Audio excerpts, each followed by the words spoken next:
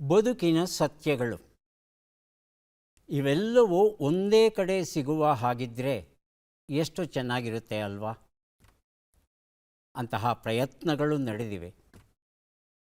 ಆ ಪ್ರಯತ್ನಗಳ ಫಲವನ್ನು ನಾವು ಅನುಭವಿಸಬೇಕಾಗಿದೆ. ಅನುಭವಿಸ್ತಾ ಇದ್ದೀವಾ? ಆ ಪ್ರಶ್ನೆ ಸದಾಕಾಲಕ್ಕೂ ನಮ್ಮ ಮುಂದೆ ಇದ್ದೇ ಇರುತ್ತೆ.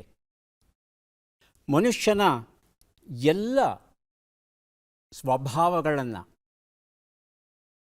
ಅವನ ಚರ್ಯೆಗಳನ್ನು, ಅವನ ಕುಟಿಲತೆಗಳನ್ನು ಮತ್ತು ಅವನಲ್ಲಿ ಇರ್ತಕ್ಕಂಥ ಸಾಧುತ್ವವನ್ನು ಇವೆಲ್ಲವನ್ನು ಅದ್ಭುತವಾಗಿ ಸಂಶೋಧನೆ ಮಾಡಿದಂಥ ಎರಡು ಕೃತಿಗಳು ಅಂದರೆ ಮೊದಲನೇದು ಭಗವದ್ಗೀತೆ ಹಾಗೂ ಎರಡನೇದು ಮಂಕುತಿಮ್ಮನ ಕಗ್ಗ. ಆದರೆ ತಿಳಿದವರು ಹೇಳ್ತಾರೆ, ಈ ಮಂಕುತಿಮ್ಮನ ಕಗ್ಗ ಅನ್ನೋದು ಇದೆಯಲ್ಲ, ವಾಸ್ತವದಲ್ಲಿ ಅದು ಕನ್ನಡದ ಭಗವದ್ಗೀತೆ ಅಂತ ಹೇಳ್ತಾರೆ. ಆ ಮಂಕುತಿಮ್ಮನ ಕಗ್ಗ ಏನಿದೆ, ಅದರ ಒಂದೊಂದು ಶಬ್ದಗಳನ್ನು ಬಿಡಿಸಿ ಬಿಡಿಸಿ ಅದರ ಅರ್ಥವನ್ನು ಹೇಳುವಂಥ ಅನೇಕ ಕೃತಿಗಳು ಈಗಾಗಲೇ ಕನ್ನಡದಲ್ಲಿ ಬಂದಿವೆ.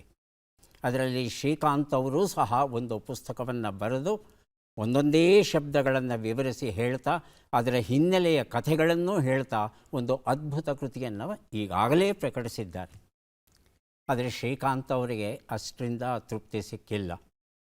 ಕನ್ನಡದ ಭಗವದ್ಗೀತೆ ಅಂತ ಹೇಳಿ ಒಂದಷ್ಟು ಜನ ಅಲ್ಲೊಂದು ಕಗ್ಗವನ್ನು ಇಲ್ಲೊಂದು ಗೀತೆಯ ಶ್ಲೋಕವನ್ನು ತಗೊಂಡು ಹೋಲಿಸಿ ಹೇಳೋದುಂಟು.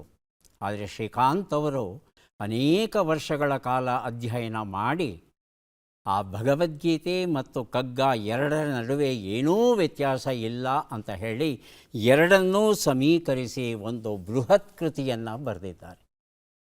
ಈ ಬೃಹತ್ ಕೃತಿಯೇ ಶ್ರೀಮದ್ ಭಗವದ್ಗೀತೆ ಮತ್ತು ಕಗ್ಗ ತಾತ್ಪರ್ಯ ಅಂತ ಶ್ರೀಕಾಂತ್ ಅವರು ಬರೆದಿದ್ದಾರೆ. ಇದನ್ನು ಎಸ್ ಆರ್ ರಾಮಸ್ವಾಮಿ ಅವರು ಇದಕ್ಕೆ ಮುನ್ನುಡಿಯನ್ನು ಬರೆದಿದ್ದಾರೆ. ಈ ಕಗ್ಗ ಎಷ್ಟು ಅದ್ಭುತವಾದ ಕೃತಿ ಅಂತ ತಿಳ್ಕೊಳ್ಳೋದಕ್ಕೆ ನಾವು ಎಂ ವಿ ಸೀತಾರಾಮಯ್ಯ ಅವರು ಬರೆದಂಥ 4 ಸಾಲಿನ ಒಂದು ಪದ್ಯವನ್ನು ಗಮನಿಸಿ ನೋಡ್ತು ಅಂದರೆ ಇದರ ಮಹತ್ವ ಅರ್ಥವಾಗುತ್ತೆ, ಕಗ್ಗದ ಮಹತ್ವ. ಸೀತಾರಾಮಯ್ಯ ಹೇಳ್ತಾರೆ, ವೇಮನ್ನ ಸರ್ವಜ್ಞ ಭರ್ತೃಹರಿ ಮಾರ್ಗದಲ್ಲಿ ರಾಮಾಯಣಾದಿ ಉದ್ಗ್ರಂಥಗಳ ಸಾರಬೋಧಾಮೃತವ ಪಾನಗೈದೆಮೆಗೆ ಜೇನಾಗಿಸಿಹೆ ನೀ ಮಧುಪನೆಂತೋ ಪೇಳ್ ಮಂಕುತಿಮ್ಮ ಅಂತ ಹೇಳ್ತಾರೆ ವಿ ಸೀತಾರಾಮಯ್ಯ ಅವರು. ಜೇನ್ನೊಣ ಏನು ಮಾಡುತ್ತೆ? 100 ಹೂವುಗಳಿಂದ ಮಕರಂದವನ್ನು ಸಂಗ್ರಹಿಸಿ ಅದನ್ನು ಜೇನಾಗಿ ಪರಿವರ್ತಿಸಿ ನಮಗೆ ಹೇಗೆ ಕೊಡುತ್ತೆ, ಹಾಗೆ ಡಿ ವಿ ಜಿಯವರು ರಾಮಾಯಣ, ಮಹಾಭಾರತ, ವೇದಗಳು ಎಲ್ಲ ಪ್ರಾಚೀನ ಗ್ರಂಥಗಳು ಕೇವಲ ಭಾರತೀಯದ್ದು ಅಂತ ಭಾವಿಸಬೇಕಾಗಿಲ್ಲ. ಪಾಶ್ಚಾತ್ಯ ಸಾಹಿತ್ಯ, ಪಾಶ್ಚಾತ್ಯ ಪರಾಮರ್ಶೆಗಳು ಏನಿದೆ, ಪಾಶ್ಚಾತ್ಯ ತತ್ವಗಳು ಏನಿದೆ, ಅವುಗಳಿಂದಲೂ ಅನೇಕ ಅಂಶಗಳನ್ನು ತಗೊಂಡು ಈ ಒಂದು ಕಗ್ಗವನ್ನು ರಚಿಸಿದ್ದಾನೆ.